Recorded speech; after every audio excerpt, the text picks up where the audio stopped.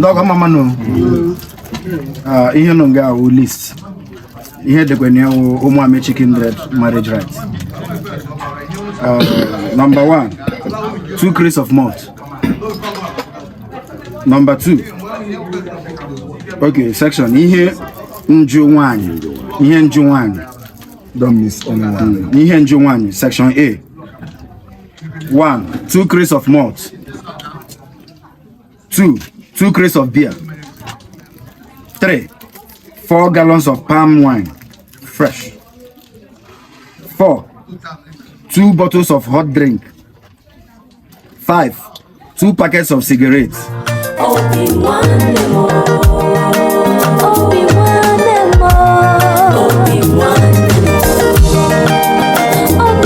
Like as I said before, one man here or your man just appear name.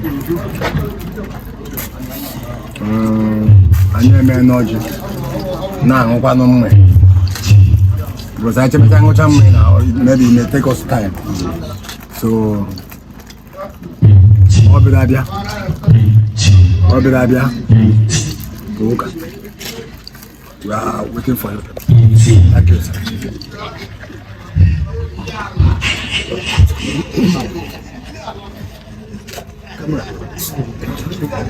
Dog è che lo prende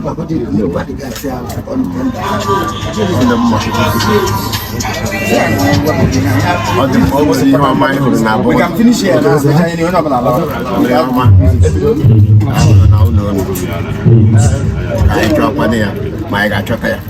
Okay. Come again, sir. I'm not in it. No, really, how am I going to know? Ube is Ube Judy. I will know alone. Oh, yeah, Kaida, but Kaida, my Gahora.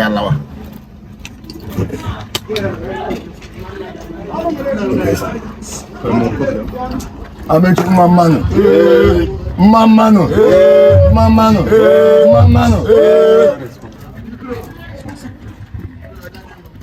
I'm not money here. Don't be any of small. I have a genius of small. I like any. I'm not going to make out a long in your mouth.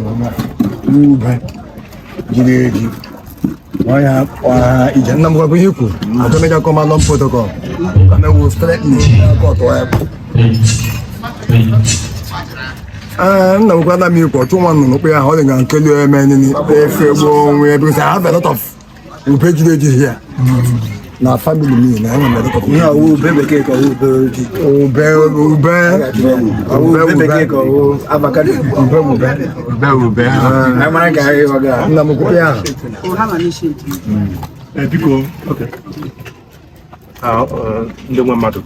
They want like I said before. I need and I need too much protocol. I work on the I am Nuba. Nuba, I am. I check on a guy we can measure here, question the whole thing. Can we wear then wear a coach on go where that who ready at Juama, Ubo Characha, so because you have not chocolate because big our straight is it or Ebemono, this my money, I hear the call go for yourself. So the Ebemono, see me here of my week gawa, and then I don't know on week, come on anything here for my guy. Any work out, I'm happy here, and may follow program judiciously. So, and I'm all the way from Kano. And man, I watch your program steady. So, always be here again. In Ndi Mbano, Manding Canon, our Bible, Manding Canon, Omoneda, Mabo. Thank you. Thank you. So, because and when he had a see me here, Papi also, can we go on you because so sir. You know, as you said, I'm the quick come that I'm a meeting and so long. Meeting now, let us 20 minutes up on from the meeting. Face another meeting. Chief Ndi sir. So, everyone you No problem. I'm up to also. Chief, sir. Good morning, sir. When I'm in chief,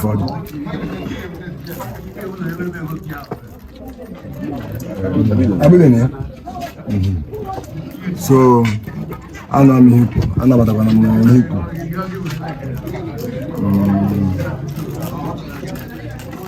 I'm a lot of things in the open, but man and my brother, I'm a lot of questions and then they don't know which you people know. No man I live. But whether my junior brother and the investigation of everything. So we should go ahead and start drinking. And the book of one bottle now. So Kaibazanian no po. I'm a long yes.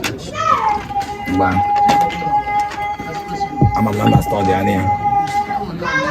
So I don't know the condition of the or car on the reporter. Kaga no breakdown.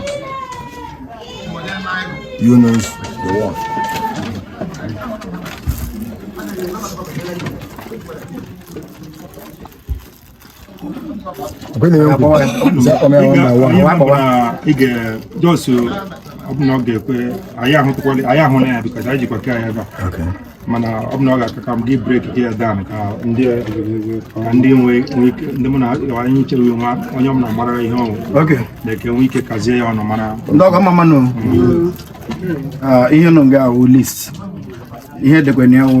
chicken bread marriage rites.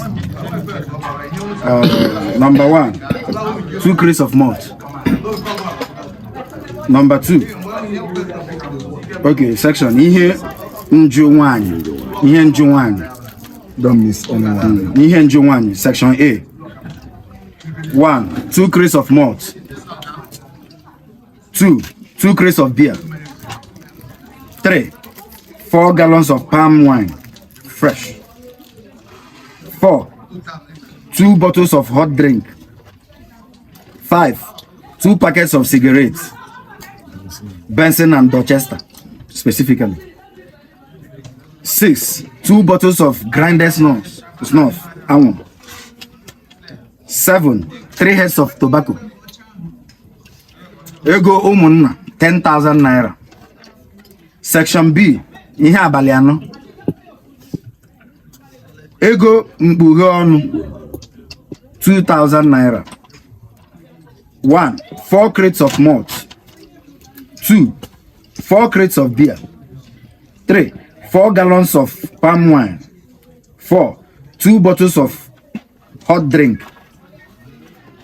5, 4 packets of cigarettes, Benson and Dorchester specifically. 6, 4 heads of tobacco. Section C, ihe abali asato. How many crates of malt? Okay. 1, 4 crates of malt. 2, 4 gallons of palm wine. 3, 4 bottles of hot drink. 4, 4 packets of cigarettes, Benson and Dorchester specifically. 5, 4 heads of tobacco. Ihe list, I go. The sum of 2,500 naira only will be paid before this list is released. Note, the sum of 50,000 naira only be accepted as an alternative to the items listed in section A, B, and C. This amount will be accompanied with 1 crate of beer, 1 crate of malt. Thank you.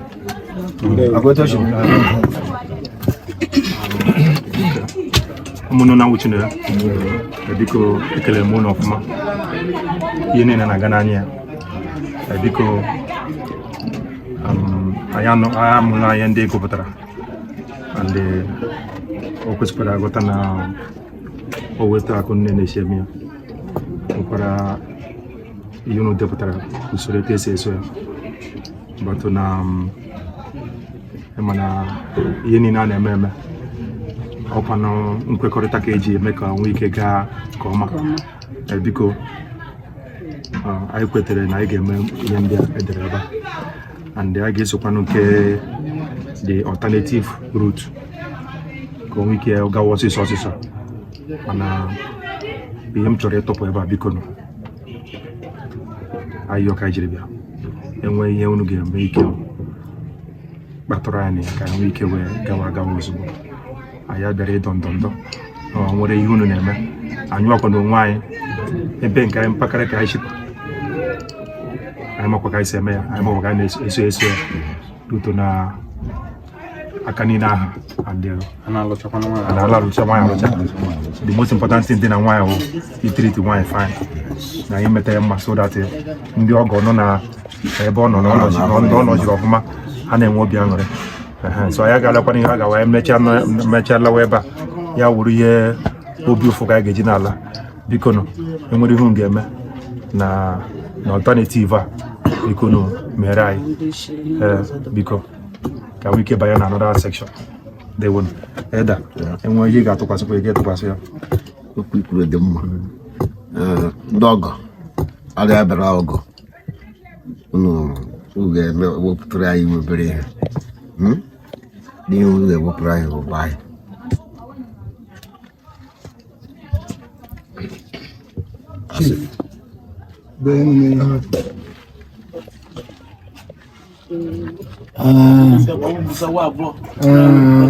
Obama, Enonga.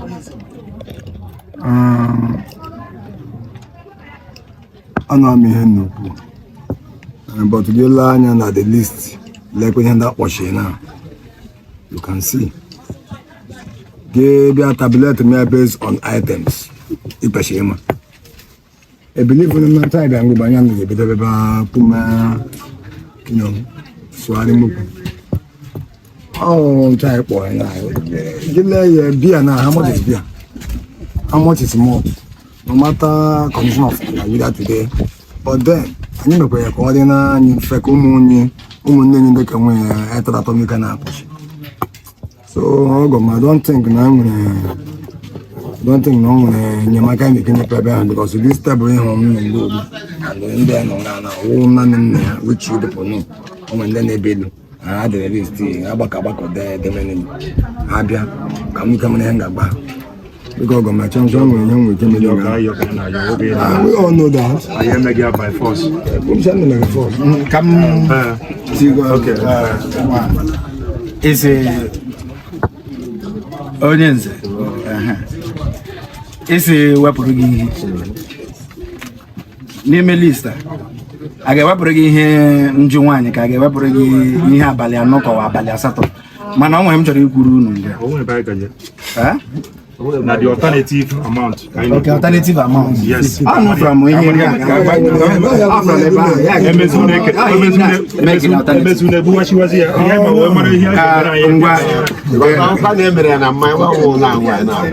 problem.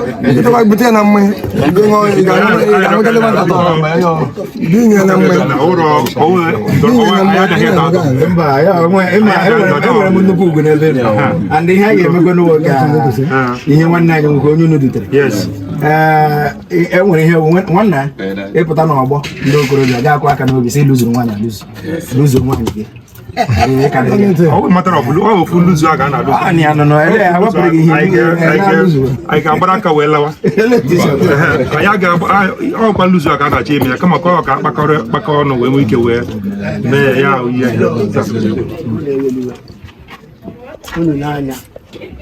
how much? This list said the gold lister 4 or 5 years back. Nobody looked at the present condition of things now. We still decided not to go up.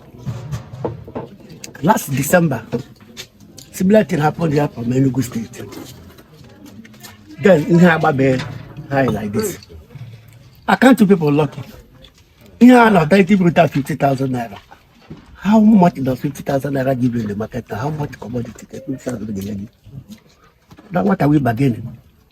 I mean, you should gladly pay this money. But it's not negotiable. It's not. It's not negotiable. Because we didn't look at the present case now. We would have raised the could not have bargained with it. Okay. But we came down to the minimum. Now people touch on chief.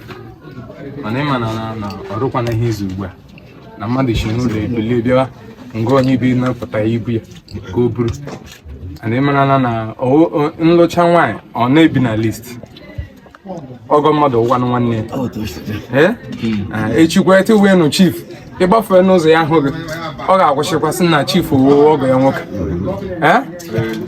ọ erichana ya ọ na eti ishikwa ugbo na anaghị ya n'ogesi eti ya hụ n'ụzọ gbafere ị ga like ị bịa mgbe ọ na-agbazughị di ya ịbata nga ahụ onye gị bịa yes we are trying to keep that shit money I know get oh ihe ọgọ na ọgọ ọ nkịta abụọ mgbu egwuregwu so na isi wepụrụ anyị owure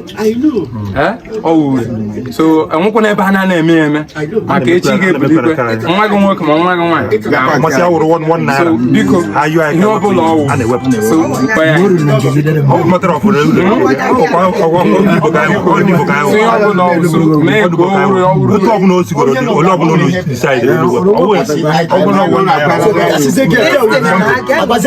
with the final thing. Yes. So get him made him item. So question you negotiate about that amount. Every item. Before you check out there, boy, say I was in a moon have seen here. Oh, Fiha. Oh, one on your signal, a bonnet letter. Yaga Menagate, what prayer? Oh, now, opinion, and I got so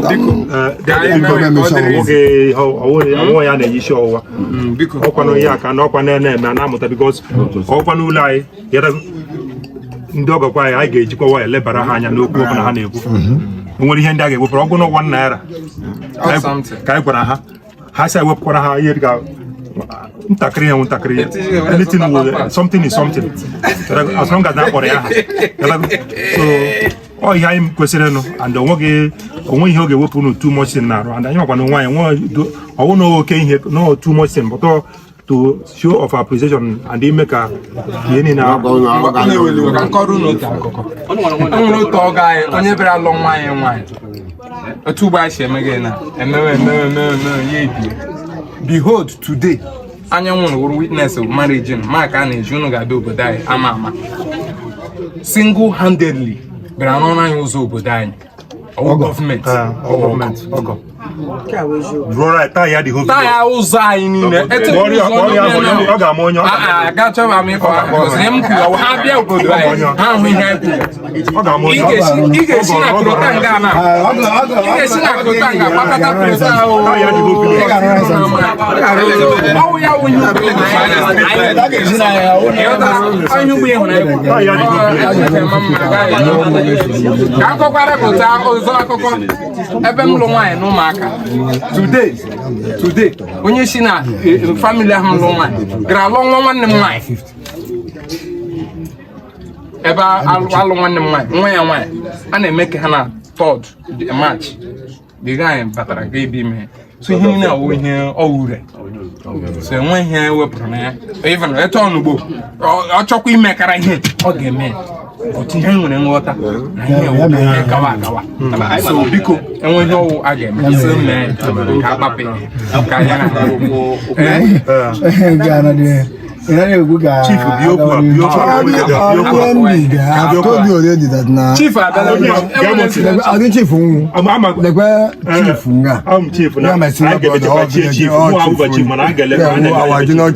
so they the man will understand that I'm not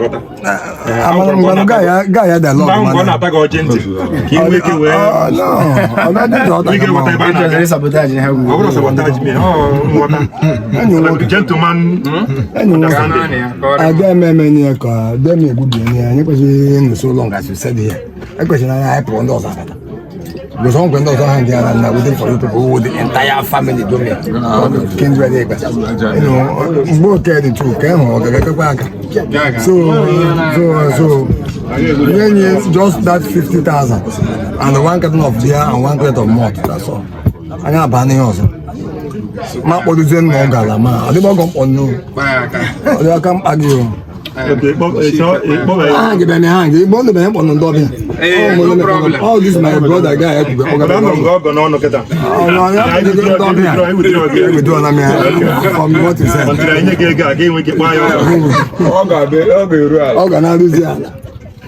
You know what I'm talking about. We are going the same direction. You should also know what I'm saying. I'm going to meet him, man. I'm 20 minutes. In a minute or 20 minutes now.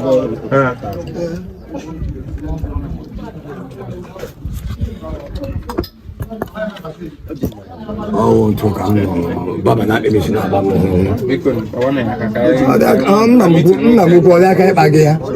I've told you already, I got me account on my account this way. I can't buy you. I can't buy you. Na village. Keep buying you. Asim okay.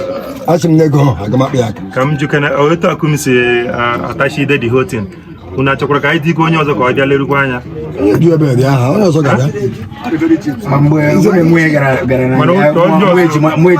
Eta kunta atashi de ebe ka esi ko ta atashi da kala ni. Ai ne la nya papo e mwepu ye. O ja gawa go.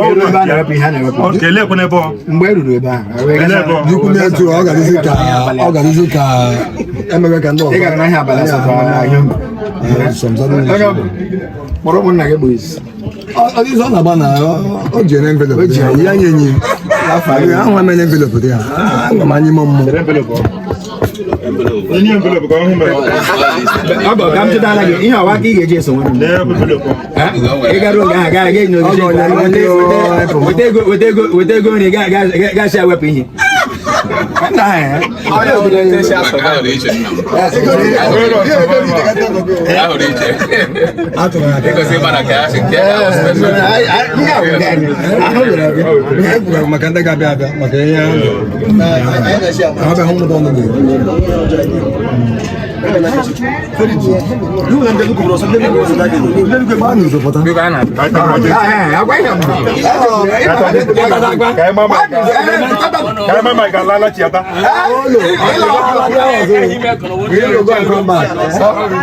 know when the call, Ndi Mbano, the former governor of Imo State,